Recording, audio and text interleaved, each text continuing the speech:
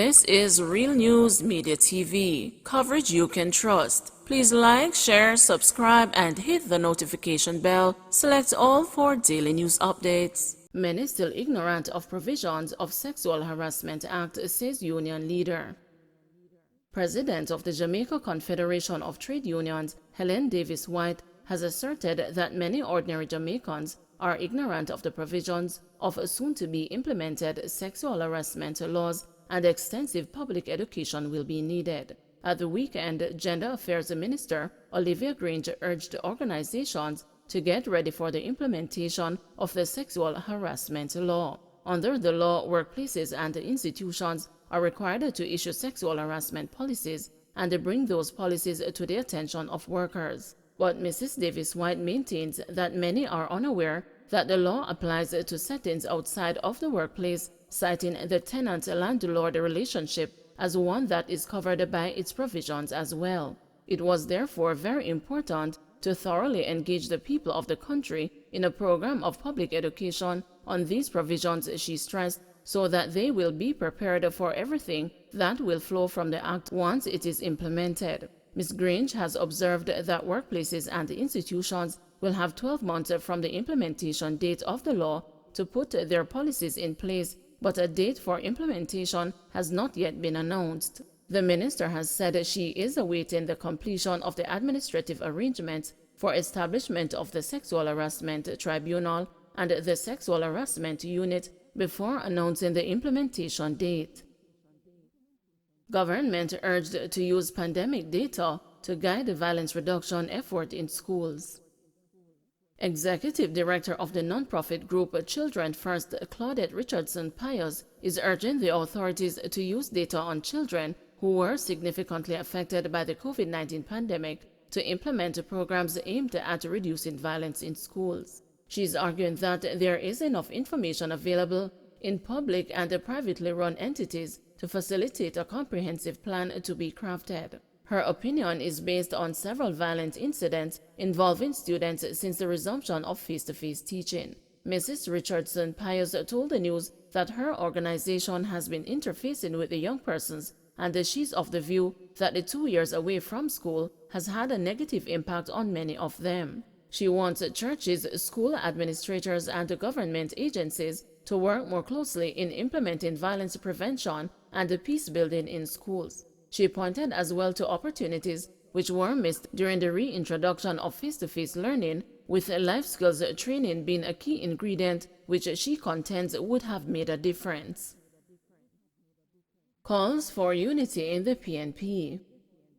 Leader of the People's National Party, Mark Golding, is calling for more unity within the party to ensure that it replaces the Jamaica Labour Party at the next set of elections. Addressing a public meeting in Orange Bay, Hanover, following a tour of the parish on Friday, Golding expressed satisfaction at how the tour went, noting that the show of unity during the tour was very refreshing and evidence that the party is ready to once again represent the people of the parish. While the two sitting members of the parliament in the parish are from the ruling JLP, the PNP has 4 of 7 seats in the Hanover Municipal Corporation. Golding's arguments came against the background of common knowledge within the parish that former Member of Parliament for Hanover Western Ian Hills, who remains the constituency caretaker and a councillor for the Claudwell division in the constituency, Mayor of Lucy Sheridan Samuels, have yet to settle disagreements between them. After making a wide-ranging presentation, which included a repeat call for the local government elections to be held this year, Golding called for more unity in the parish among the political aspirants with a view to presenting themselves as the right choice for the people. When Golding was asked at the beginning of the tour if the PNP has all its Hanover local government candidates in place, he responded, "We have candidates in every division in Hanover, and we are always reviewing the situation to fine-tune and to make sure we have the right mix, so that is a work in progress." So comrades and friends, supporters, it has been a really wonderful day here in Hanover. I will return because I love the vibes and I love to see that the PNP is strong in this powerful togetherness that I feel here in Hanover. And I say to all of our leaders in Hanover, whatever has happened here before, do not dwell on that, do not study that. Put that aside, forward we are going. Forward together, he stated, to applause from the many party supporters who were out in the drizzling rain to see and hear him. Golden emphasized that the people are what the PNP is about, adding a change to the political aspirants in the parish. The people want us, the PNP, to be strong, and we are strong when we are together, so we will work together to deliver to the people. That is what we are about. That is what the people want from us, and that is our responsibility to them, he stated. He called on the PNP political leaders in the parish to make bygones be bygones and to move forward as a unified force to deliver the wishes of the people of the parish. When the news spoke to Hales, he agreed that the party is bigger than all candidates and all need to fall in line. The PNP is a big tent. There are different views. We have to ensure that Mark Golden wins the next election, and the people of Hanover is ready to ensure that Mark Golden wins, he stated. Samuels, on the other hand, had no comment. It remains to be seen if the differences between the two will be amicably settled. Tread carefully with guard rings. The news of the William Knibb Memorial High School student who was killed by a male schoolmate over claims that the deceased had stolen a friend's guard power ring, and the claim by the school administrators that the wearing or possession of such is prevalent among students gripped the nation for a few days recently. Long before that disturbing tragedy, there were claims in the media that lottery scammers too were wearing guard rings to elude law enforcers and to protect themselves from their cronies and competitors and/or enemies. Yet the use of guard rings to protect people from human and supernatural threat to life and limbs has been in practice for many decades right here in Jamaica. These rings were said to be found in the clothes and on the fingers of some of Jamaica's most notorious criminals over the years. It is said that when the rings get warm, it means that danger is looming near, and it is time to go into hiding or prepare for a confrontation. And the ones that were regarded the most potent were those loaded by practitioners of De Lawrence, called De Lawrence locally.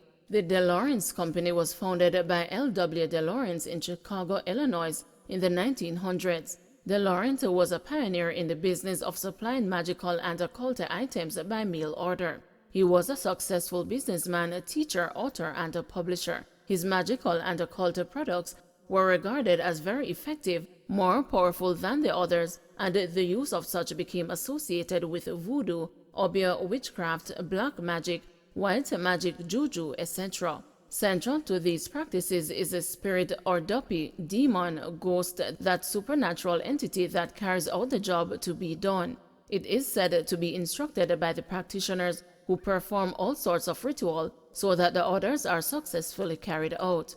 One of the objects that embody the instructions is the guard ring, the panacea against trials and tribulations. In an effort to understand how the guard ring works and why misfortunes, harm, and/or death still befall the wearer of such sometimes, the news spoke with a practitioner who we shall call Loaderman from now on to protect his identity. And yes, the practice and the rings are real and popular, and you would never imagine some of the people who wear them. He said the ring must be loaded for a particular reason, if not it can turn against you. So it is not a universal guide. Its protection is only for that particular reason and nothing else.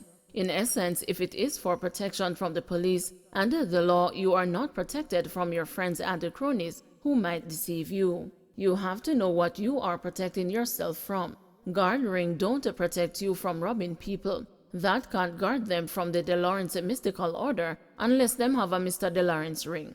And when them have an him ring, him still can't protect them backside. For them too thief. You don't thief people and believe you are going to get away just like that. With the purpose established, Loaderman determines what the ring is going to be loaded with. Integral to the ingredients is something from the client's body, be it urinary waste, sex fluids, tears, hair, a piece of skin, blood, saliva, etc. In addition, there might be a piece of dead man headstone, grave dirt, dead man tissues, dead man ashes, etc. You use a dead person to guard you, so when the blow comes, the spirit in the ring will be attacked and not you, because it is an image of someone else that the attacking spirit will see and not you. It is a spiritual warfare, he explained. and if he cannot get things from the person's body, he knows what to load into the ring. As for people who go online to buy products to guard themselves, he declared, "Scammer can't walk Obia, that's why Obia turn over and murder them.